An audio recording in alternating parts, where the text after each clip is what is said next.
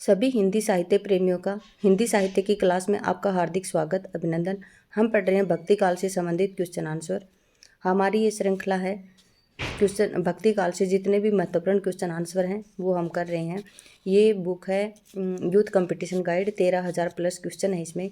इसको मेरी यही है कि मैं सोच रही हूँ कि मैं ये पूरी करवा देती हूँ, है ना। तो भक्ति काल से हमने जो भारतीय इतिहास है, जैसे गारशदत्तासी ने पहले कौन सा लिखा था, सबसे पहले फ्रेंच भाषा में लिखा था उन्होंने, और फिर गिरियसन जी हैं, उन्होंने कौन सा इतिहास लिखा था। इस प्रकार से जो इतिहास से संबंधित जितने भी क्वेश्चन आंसर थे उसकी प्लेलिस्ट हमने अलग से बना दी है। फिर उसके बाद में आदिकाल से संबंधित जितने भी महत्वपूर्ण क्वेश्चन बन रहे हैं इस बुक में है, उनकी प्लेलिस्ट अलग है, और जो भक्ति काल से संबंधित क्वेश्चन आंसर हैं इनकी प्लेलिस्ट अलग से है। ठीक है, ये हमारी तीसरी प्लेलिस्ट होगी। ओके, चलिए शुरू करते हैं। देखिए, सचिव वेद गुरु तीनी जो प्रिय बोलहि भय आस, राज धर्म तन तीनी कर हो ही बेगे ही नाश। यह दोहा रामचरितमानस के किस कांड से है? देखिए, सचिव वेद गुरु तीनी जोनो जो प्रिय बोलहि भय आस, राज धर्म तन तीनी कर हो ही बेगी ही नाश। रामचरितमानस के किस कांड से यह दोहा लिया गया है? बाल कांड, अयोध्या कांड, सुंदर कांड और लंका कांड। देखिए, कहाँ से लिया गया है ये दोहा कहाँ से लिया गया है? तो ये दोहा लिया गया है सुंदर कांड से। ठीक है, उक्त दोहा रामचरितमानस के सुंदर कांड से लिया गया है। ठीक है, इसमें 7 कांड हैं, देख लीजिए आप ये। फिर है, तुलसीदास ने रामचरितमानस के किस कांड में कलयुग का वर्णन किया है? देखिए, तुलसीदास ने रामचरितमानस के किस कांड में कलयुग का वर्णन किया है? तो किसमें किया है? उत्तरकांड में। किसमें किया है? उत्तरकांड में। हाँ जी, देखिए, तुलसीदास ने रामचरितमानस के उत्तरकांड में कलयुग का वर्णन किया है। अवधी भाषा और दोहा चौपाई छंद में रचित एक प्रबंध काव्य है। रामचरितमानस में कुल कितने कांड हैं? तो 7 कांड हैं। बाल कांड, अयोध्या कांड, अरण्य कांड, किष्किंधा कांड, सुंदर कांड, लंका कांड और उत्तरकांड। आगे दिया है, क्वेश्चन नंबर है 543, सगुन ही अगुन ही नहीं कछु बेदा। देखिए, सगुन ही अगुन ही नहीं कछु बेदा, इस तथ्य को तुलसीदास ने किसके द्वारा कहलवाया है? किसके द्वारा कहलवाया है? तो ये शिव जी के द्वारा कहलवाया है। किसके द्वारा? शिव जी के द्वारा कहलवाया। गोस्वामी तुलसीदास ने रामचरितमानस के बालकांड में के अंतर्गत जो शिव पार्वती संवाद है उसमें भगवान शिव से ये चौपाई कहलवाई है। कौन सी? सगुनहि अगुनहि नहीं कछु बेदा, गावहि मुनि पुराण बुद्ध बेदा, अगुन अरूप अलख अज जोई, भगत प्रेम बस सगुन सो होई। फिर है, राम राज्य अभिषेक की तैयारी रामचरितमानस के किस कांड का हिस्सा है? क्या बताया कि राम राज्य अभिषेक की तैयारी रामचरितमानस के किस कांड का हिस्सा है? किसका है? अरण्य का है, सुंदर का, अयोध्या का, उत्तर का। तो किसका है? अयोध्या कांड का है। तुलसीदास कृत रामचरितमानस में राम का जो राज्याभिषेक की तैयारी का वर्णन है वो अयोध्या कांड में है। ठीक है, यह अवधी भाषा में लिखा गया है। इसमें 7 कांड हैं, बाल, अयोध्या, अरण्य, किष्किंधा, सुंदर, लंका और उत्तर। ठीक है,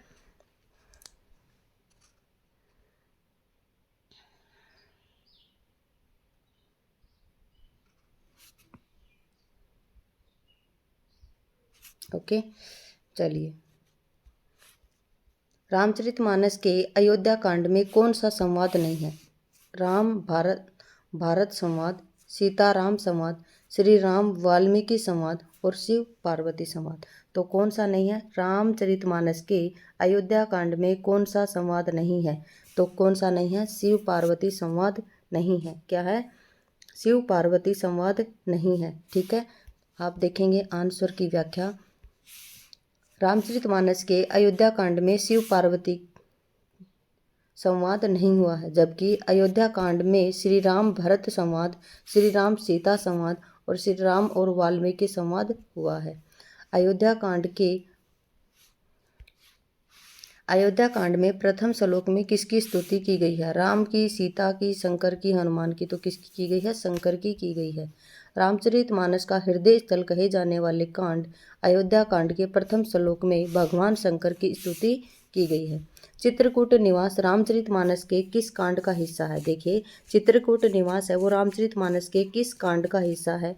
अयोध्या कांड का है, अरण्य कांड का है, सुंदर का है और बाल का। तो किसका है? अयोध्या कांड का है। जो चित्रकूट निवास है वो रामचरितमानस के किस कांड का हिस्सा है? तो अयोध्या कांड का हिस्सा है। अगला क्वेश्चन है देखिए इसकी व्याख्या पढ़ लेते हैं पहले। रामचरितमानस के हृदय स्थल किसे कहा जाता है? तो अयोध्या कांड को कहा जाता है। इसमें भगवान राम, सीता और लक्ष्मण का जो चित्रकूट निवास है वो वर्णित है। शेष कांड, अरण्य, बाल और सुंदर तीनों असंगत है। तुलसीदास की कौन सी रचना ब्रज भाषा में? देखिए, हमने बताया था आपको कि जो मंगल और रामायण है वो किस में है? अवधि में है। बाकी किस में है? ब्रज में है। और वैसे वली और वैसे ब्रज, तो ये 4 वली हैं। कवितावली है, गीतावली है, कृष्ण गीतावली है। इस प्रकार से 4 वली हैं। और विनय पत्रिका और वैराग्य संदीपनी ये इनकी किस में है? ब्रज में है। बाकी जो मंगल और राम आता है वो किस में है? अवधि में है। तुलसीदास की रचना कवितावली ब्रज भाषा में है, जबकि जानकी मंगल, बरवे रामायण, रामलला, नछु अवधि भाषा में है। ब्रज भाषा में इनके अन्य रचनाएं विनय पत्रिका, कृष्ण गीतावली, दोहावली इत्यादि। देखिए, अब लो नसानी अब न नसे हो, अब लो नसानी अब न नसे हो, तुलसीदास ने यह उक्ति किस रचना से उद्धृत की है? देखिए, अब लो नसानी अब न नसे हो, ठीक है, अब न नसे हो, तुलसीदास ने यह उक्ति किस रचना से की है? तो किस रचना से की है ये? देखिए, कवितावली से की है, दोहावली से, रामचरितमानस से और विनय पत्रिका से। तो किससे की है? विनय पत्रिका से की है, ठीक है। देखिए, अबलो नसानी अब न नसे हो पंक्ति तुलसीदास कृत विनय पत्रिका ग्रंथ से ली गई है। देखिए, जो विनय पत्रिका, इसमें 21 रागों का वर्णन किया गया है। इसमें 279 दोहे हैं या फिर पद हैं, है ना। और क्या दिया था इसमें? और ये इसमें शांत रस की अधिकता है। आचार्य रामचंद्र शुक्ल ने गोस्वामी तुलसीदास के द्वारा रचित ग्रंथों की संख्या कितनी मानी है? 12, जिसमें 6 ब्रज में है और 6 अवधि भाषा में। आचार्य रामचंद्र शुक्ल ने गोस्वामी तुलसीदास जी की 12 रचनाएं मानी हैं, जिसमें 6 ब्रज में है और 6 अवधि में है। इसमें रामचरितमानस, देखिए इसमें राम आ रहा है तो ये अवधि में आएगी। गीतावली वली आ रहा है तो ब्रज में, ब्रज, कवितावली ब्रज, विनय पत्रिका ब्रज, बरवे रामायण अवधि, पार्वती मंगल अवधि, जानकी मंगल अवधि, वैराग्य संदीपनी क्या है? ब्रज, कृष्ण गीतावली ब्रज, रामलला नैचू और रामज्ञा प्रश्नावली ये क्या है? दोनों अवधि में। प्राणचंद चौहान किस भक्ति शाखा से हैं? राम भक्ति शाखा से, कृष्ण भक्ति शाखा, स्वसुखी और ज्ञान मार्गी। तो किसे हैं? राम भक्ति शाखा से हैं। प्राणचंद चौहान का संबंध भक्ति की राम भक्ति शाखा से आता है। इसकी प्रमुख शाखाएं उनके प्रोधा कवि इस प्रकार से हैं। ज्ञान मार्गी शाखा, जिसे संत शाखा भी कहते हैं, कबीरदास जी हैं। प्रेम मार्गी शाखा, जिसे सूफी काव्य कहते हैं, मलिक मोहम्मद जायसी। राम भक्ति शाखा तुलसीदास। कृष्ण भक्ति शाखा सूरदास और स्वसुखी शाखा जीवाराम, ठीक है। गोरख जगायो जोग भक्ति बगाए लोग, यह तुलसीदास से क्या अभिप्राय है? देखिए, इन पंक्तियों से तुलसीदास जी को क्या अभिप्राय है? क्या बताया? गोरख जगायो जोग और भक्ति बगाए लोग, ठीक है। तुलसीदास जी की यह रचना है और इसमें क्या बताया गया है? क्या बताया गया है इसमें? देखिए, नाथ पंथ का हठयोग मार्ग हृदय शून्य पक्ष था, ये ठीक है ना। नाथ पंथ का जो हठयोग मार्ग वो हृदय पक्ष शून्य था, बिल्कुल। जनता हठयोग को पसंद करती थी? नहीं करती थी। योगियों की रहस्य भरी वाणियों से जनता की भक्ति भावना दब गई थी, बिल्कुल ठीक। जनता भक्ति मार्ग से विमुख हो गई थी। क्या? जनता भक्ति मार्ग से विमुख नहीं हुई थी, दब गई थी, ये सही है। ए और सी ठीक आएगा इसमें। चलिए देखते हैं। नहीं, यहाँ नहीं है, देखते हैं आंसर। देखिए, डी में क्या है? ए और सी। गोस्वामी तुलसीदास द्वारा रचित गोरख जगाए जोग भक्ति बगाए लोग। देखिए, ये पंक्ति कहाँ से ली गई है? तो ये भी आपको पता होगा किससे ली गई है? कवितावली से ली गई है, ठीक है। ये भी पूछा जाता है कि जो गोरख जगाए जोग भक्ति बगाए लोग, ये गोस्वामी तुलसीदास जी की किस रचना से संबंधित है? तो किससे है? कवितावली से संबंधित है। देखिए, इसमें क्या क्या है? जो गोस्वामी जी का अभिप्राय है कि नाथ पंथ जो हृदय हठ योग था वो हृदय पक्ष शून्य है और योगियों की रहस्य भरी वाणियों से जनता की भक्ति भावना दब गई थी। देखिए, झूठो है क्या बताया है, देखिए, झूठो है सदा जगु, सत कहत चे अतुलहो है, ताको सही सठ संकट कोटिक, काढ़त दंत करंत हाहा है, जान पनी को गुमान बड़ो, तुलसी के विचार गवार महा है, जानकी जीवन जानो न जानो, तो जान कहावत जानो कहाँ है। तीसरी पंक्ति तुलसीदास कहना चाहते हैं कि क्या कहना चाहते, देखिए तीसरी पंक्ति इसमें, जान पनी को गुमान बड़ो, तुलसी के विचार गवार महा है। देखिए, उन्हें अपने ज्ञानीपन पर बहुत अभिमान था, वे स्वयं महागंवार थे, संसार को झूठा करने वाले महागंवार हैं, जानकी के पक्ष में अनभिज्ञ लोग गंवार हैं। क्या बताया इसमें, तो क्या आएगा इसमें, देखिए, उन्हें अपने ज्ञानीपन के बहुत अभिमान है, और फिर क्या है, वे स्वयं महागंवार हैं। ठीक है, तो इसमें क्या आएगा, बी ऑप्शन आएगा, ए और बी सही है। देखिए, दिए गए काव्यांश में वर्णित तीसरी पंक्ति, जान मनी को गुमान बड़ो, तुलसी के विचार गंवार महा है, में गोस्वामी तुलसीदास कहना चाहते हैं कि उन्हें अपने ज्ञानीपन पर बहुत अभिमान है, वे स्वयं महागंवार हैं, अर्थात जिनको भी अपने ज्ञानी होने का गुमान, अभिमान या घमंड हो, तो वह स्वयं महागंवार और महामूर्ख है। बिल्कुल अच्छी बात है, देखिए कितनी अच्छी बात है। तुलसीदास जी की प्रमुख रचना क्या है, तो तुलसीदास जी की प्रमुख रचना आप सभी को पता है, रामचरितमानस है। तुलसीदास जी की प्रमुख रचना रामचरितमानस 1631 संवत और 1574 ईस्वी 7 कांडों में विभक्त है। तुलसीदास की अन्य रचनाएं कवितावली, गीतावली, विनय पत्रिका, कृष्ण गीतावली, रामलला नैचु, वैराग्य संदीपनी और हनुमान बाहुक। कभू जोग वियोग न जाके, देखा प्रगट विरह दुखु ताके, उपयुक्त पंक्तियां कहाँ से उद्धृत हैं और रचनाकार कौन है। कभू जोग वियोग न जाके, देखा प्रगट विरह दुख ताके, उपयुक्त पंक्तियां जो कहाँ से उद्धृत हैं ये, तो ये रामचरितमानस और तुलसीदास से संबंधित हैं। ठीक है, कभू जोग वियोग न जाके, देखा प्रकट विरह दुख ताके, उपयुक्त काव्य पंक्तियां रामचरितमानस के अयोध्या कांड से उद्धृत हैं। इसके रचनाकार गोस्वामी तुलसीदास जी। तुलसीदास ने रामचरितमानस की रचना 1574 में की है। इस ग्रंथ में 7 कांड हैं, बाल, अयोध्या, किष्किंधा, अरण्य, सुंदर, लंका और उत्तर। भक्तमाल के रचयिता कौन हैं, तो भक्तमाल के रचयिता नाभादास हैं और अग्रदास की है ध्यान मंजरी, सूरदास की सुंदरदास की सुंदर विलास, ये कृष्णदास पेहरी हैं। कृष्णदास की है जुगलमान चरित। भक्तमाल के रचयिता नाभादास ने की। इनकी एक और रचना अष्टयाम भी है, जिसे रामा अष्टयाम भी कहा जाता है, राम से संबंधित है। निम्नलिखित रचनाएं और रचनाकार, अग्रदास की है राम ध्यान मंजरी या ध्यान मंजरी, सुंदरदास की सुंदर विलास है, कृष्णदास की जुगलमान चरित्र है। आगे है दो कृष्ण काव्य। सुदामा चरित किसकी रचना, देखिए नंददास की है, कृष्णदास की है, नरोत्तम दास की और सूरदास की। पूछा आपसे कि जो सुदामा चरित है वो किसकी रचना है, तो सुदामा चरित नरोत्तम दास की रचना है। किसकी है, देखिए नरोत्तम दास की रचना है सुदामा चरित। सुदामा चरित नरोत्तम दास की रचना है। यह ब्रज भाषा के रचित खंड काव्य है। ठीक है, सुदामा चरित के संबंध में शुक्ल जी ने कहा, यद्यपि यह छोटा है पर इसकी रचना बहुत ही सरस और हृदय ग्राहिणी है और कवि के भावुकता का परिचय देती है। भाषा भी बहुत परिमार्जित और व्यवस्थित है। नरोत्तम दास जी द्वारा रचित अन्य ग्रंथ कौन से हैं, ध्रुवचरित, नाम संकीर्तन, विचारमाला इत्यादि। नोट, जो सुदामा चरित है वो नंददास की भी रचना है। देखिए किसकी है, नरोत्तम दास जी की भी है और किसकी है, सुदामा चरित किसकी है, नंददास। निम्नलिखित में से अष्टयाम के कवि नहीं है, देखिए अष्टछाप के कवि नहीं है। देखिए सूरदास हैं, नंददास हैं, कुंभनदास हैं।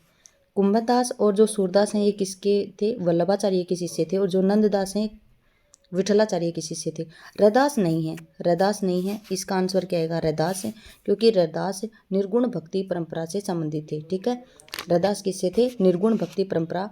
निर्गुण भक्ति परंपरा में भी क्या था, जो संत शाखा, जो ज्ञानाश्रय शाखा थी उससे संबंधित थे। ठीक है, याद रखेंगे। रैदास अष्टछाप के कवि नहीं हैं, जबकि रैदास भक्ति काल के अंतर्गत जो निर्गुण भक्ति धारा थी उसमें ज्ञानाश्री शाखा के संत कवि हैं।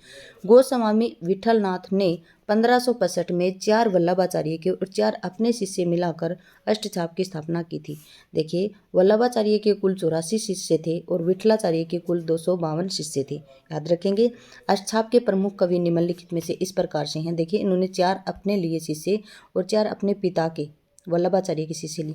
देखिए, जो कुंभन दास हैं और सूरदास, परमानंद दास, कृष्णदास, ये शिष्य थे वल्लभाचार्य के।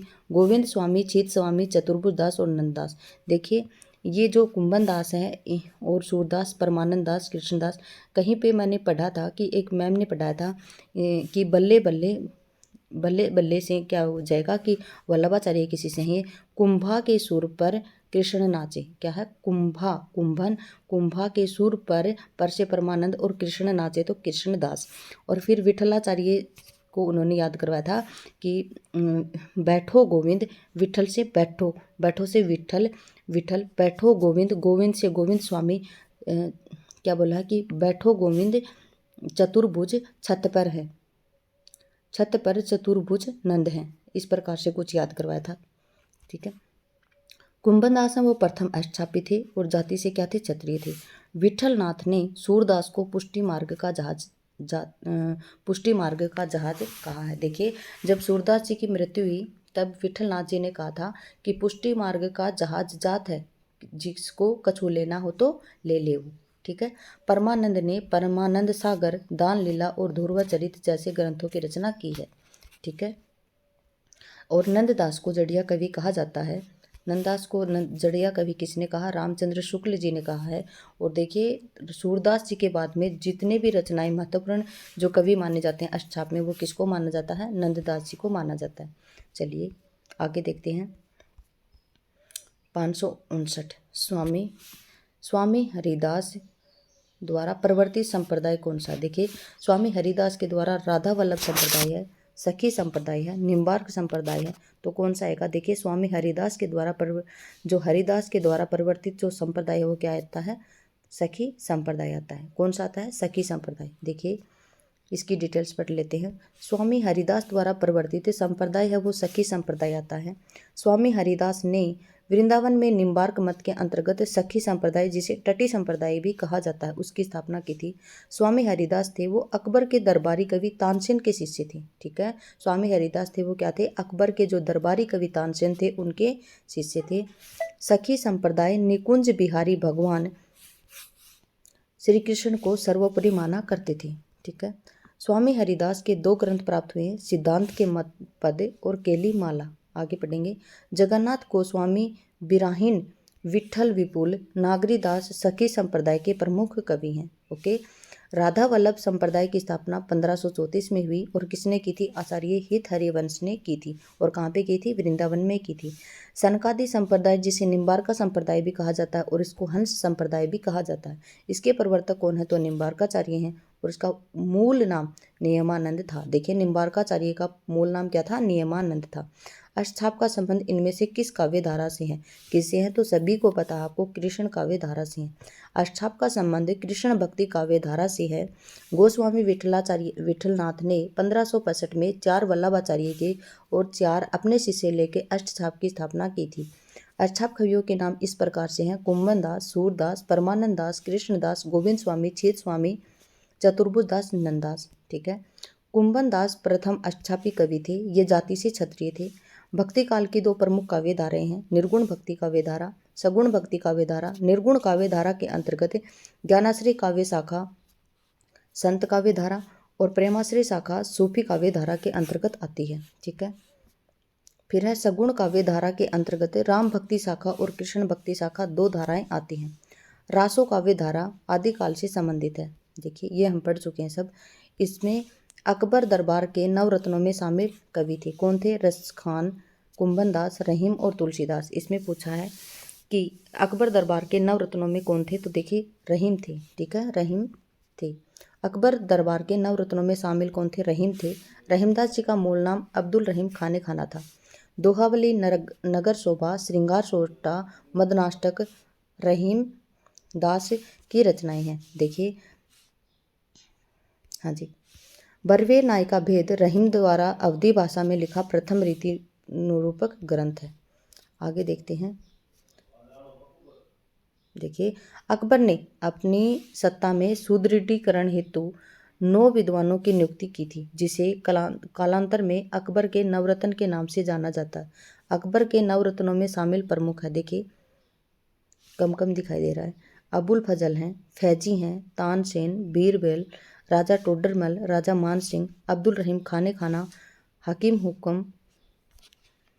हुकाम और मुल्ला दो पियाजा। क्या है? मुल्ला दो पियाजा।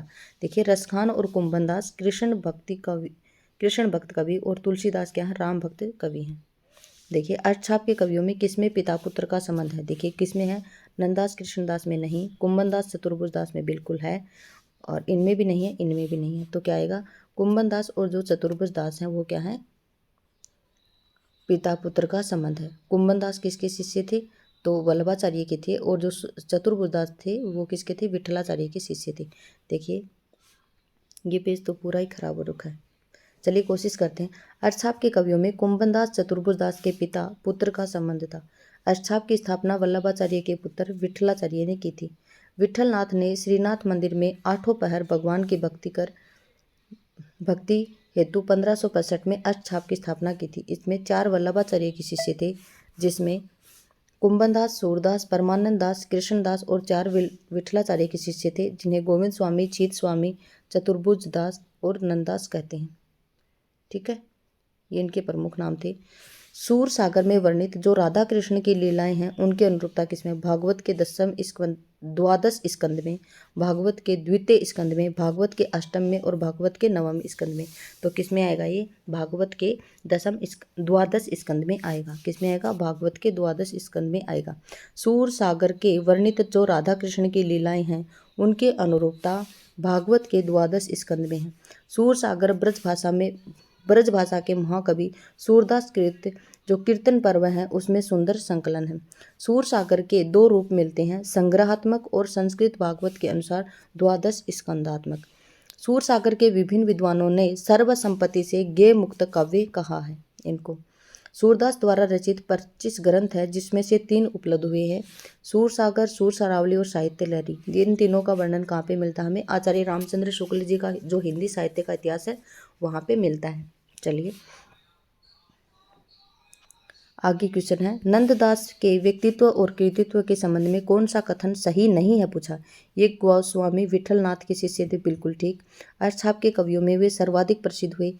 इसमें सर्वोत्कृष्ट रचनाएं रास पंचोदय और भरवर गीत थे। रसमंजरी नायक नायिका भेद से संबंधित है। क्या पूछा आपसे? कि नंददास के व्यक्तित्व के बारे में बताइए। देखिए, अष्टछाप के कवियों में सर्वाधिक प्रसिद्ध नहीं हुए थे।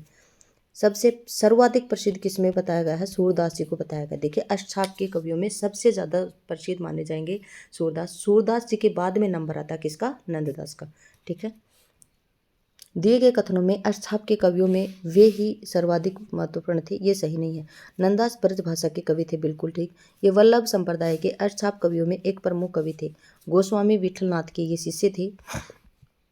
आगे देखते हैं। नंददास की जो सर्वोत्कृष्ट रचनाएं हैं वो कौन सी है? रास पंचोदय है, रूप मंजरी है, रस मंजरी, भंवर गीत, गोवर्धन लीला, रुक्मणी मंगल, सुदामा चरित आदि हैं। रस मंजरी नायक नायिका भेद पर आधारित है, जबकि रूप मंजरी लघु आख्यानक काव्य है। रस मंजरी में कितने हैं? 270 पद हैं। अष्टछाप के भक्त कवियों में सबसे ज्येष्ठ कौन है? कुंभनदास है। और सबसे कनिष्ठ कौन है? नंददास है। ठीक है, ज्येष्ठ और सर्वाधिक महत्वपूर्ण कौन है? सूरदास जी हैं। किस आचार्य में दार्शनिक सिद्धांत भेदाभेदवाद के नाम से भी जाना जाता है? देखिए, रामानुजाचार्य, निम्बार्काचार्य, मध्वाचार्य और विष्णु स्वामी। तो क्या आएगा? विष्णु स्वामी। कौन आएंगे? किस आचार्य के दार्शनिक सिद्धांत को भेदाभेद भी कहा जाता है? तो किसको कहा जाता है? निम्बार्काचार्य के जो दार्शनिक सिद्धांत है उसको भेदाभेदवाद भी कहा जाता है। निम्बार्काचार्य के जो द्वैतवाद है दार्शनिक सिद्धांत को भेदाभेदवाद भी कहा जाता है। निम्बार्क संप्रदाय वैराग्य में 4 संप्रदायों के अंतर्गत प्राचीन संप्रदाय है। ठीक है, अत्यंत प्राचीन है। इस संप्रदाय में हंस संप्रदाय, कुमार संप्रदाय और सनकादि संप्रदाय भी कहा जाता है। ये सब देखिए नया नाम और पढ़ने को मिला आज मुझे भी कि इसको कुमार संप्रदाय भी कहा जाता है। ठीक है, ये संप्रदाय देखिए ऐसे मैं भी आपके साथ साथ और इस वीडियो में सीख रही हूँ। इस संप्रदाय का सिद्धांत द्वैताद्वैतवाद कहलाता है। इसे ही भेदाभेदवाद भी कहा जाता है। मथुरा में स्थित जो ध्रुव टीले पर निम्बार्क संप्रदाय का जो प्राचीन मंदिर बताया जाता है वो निम्नलिखित आचार्य उनके दार्शनिक मत है। कौन है? रामानुजाचार्य के कौन है? विशिष्टाद्वैतवाद इनका दार्शनिक मत है। मध्वाचार्य का द्वैतवाद है और विष्णु स्वामी का क्या है? शुद्धाद्वैतवाद है। देखिए, राम क्या है? विशिष्ट। मधु क्या? मधु कौन देती है? मधुमक्खी। मधुमक्खी मधु देते है। और विष्णु क्या है? शुद्ध है। ठीक है। वल्लभाचार्य के विषय में कौन सा कथन सही नहीं है? देखिए, वल्लभाचार्य के बारे में पूछा आपसे कि कौन सा कथन सही नहीं है। इनका दार्शनिक सिद्धांत शुद्धाद्वैतवाद है। बिल्कुल यही गलत है, क्योंकि वल्लभाचार्य का क्या है? No no no, sorry sorry sorry, Vallabhacharya का दार्शनिक सिद्धांत शुद्धाद्वैतवादी है। ये सही है। ठीक है, क्या है? ये सही है। इसके मत को पुष्टि मार्ग कहा जाता है। बिल्कुल सही है। इन्होंने अणुभाष्य, सुबोधनी टीका आदि ग्रंथों की रचना की। बिल्कुल ठीक। मूलतः इनका संबंध रामानुजाचार्य से था और श्री संप्रदाय से स्थिर किया जाता है। देखिए, वल्लभाचार्य का संबंध रामानुजाचार्य से नहीं था। ठीक है, किससे नहीं था? क्योंकि ये तो क्या थे? कृष्ण भक्ति शाखा से संबंधित थे और ये राम भक्ति शाखा से संबंधित थे, तो इनसे नहीं आएगा। तो ये ऑप्शन डी इसका सही आएगा। ठीक है। मूलतः इनका संबंध रामानुजाचार्य के श्री संप्रदाय से स्थिर किया जाता है। अतः कथन वल्लभाचार्य के विषय में सही नहीं है, क्योंकि देखिए, श्री वल्लभाचार्य भक्तिकालीन सगुण धारा के कृष्ण भक्ति शाखा के आधार स्तंभ और पुष्टि मार्ग के प्रणेता। इन्हें वेश्वान अवतार है, जिसे अग्नि का अवतार कहा जाता है, इनके द्वारा स्थापित मत को वर्तमान में वल्लभ संप्रदाय और पुष्टि मार्ग संप्रदाय के नाम से जाना जाता है और मूल रूप से विष्णु स्वामी के रुद्र संप्रदाय से स्थिर किया गया है। आगे है, वल्लभाचार्य के प्रमुख दार्शनिक ग्रंथ इस प्रकार से हैं: अणुभाष्य, तत्वदीप निबंध, पंचश्लोकी, पुरुषोत्तम सहस्र नाम, पत्रावलंबन, मधुराष्टक, पूर्व मीमांसा भाष्य, सुबोधनी टीका, भागवत पर आधारित आदि। कौन सा विवरण सही नहीं है? देखिए, 84 वैष्णव की वार्ता में वल्लभाचार्य के शिष्यों का कथाएं हैं। ठीक है। 252 वैष्णव की वार्ता में विठलाचार्य के शिष्यों की कथाएं हैं। बिल्कुल ठीक है। फिर क्या है? उनकी दोनों वार्ताएं गोस्वामी विठलनाथ द्वारा लिखी गई थी।